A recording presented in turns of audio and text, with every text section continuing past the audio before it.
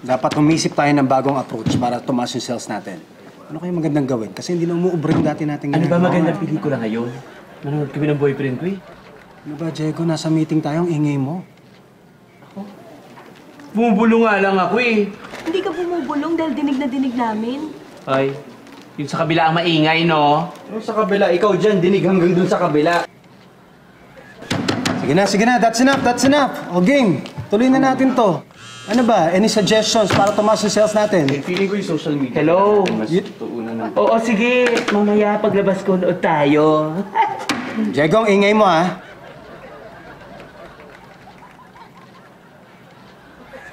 Ang game. Ano ba?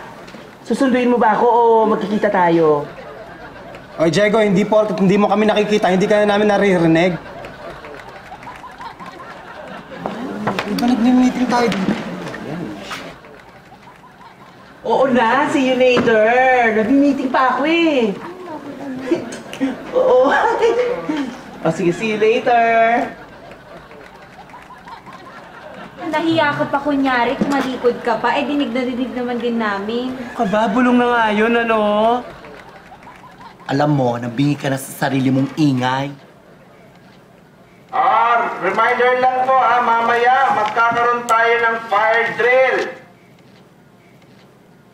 Excuse me, lahat kayo inimbitahan na mag-participate para alam ninyo ang gagawin ninyo in case of emergency. Okay? Thank you. Diego, narinig mo yun? Eh, mas malakas pa yung bibig mo doon sa nagme-megaphone eh. Hindi naman ha.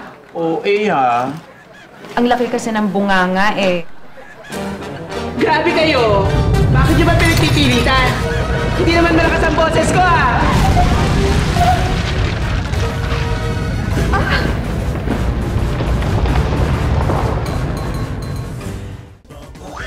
Grabe!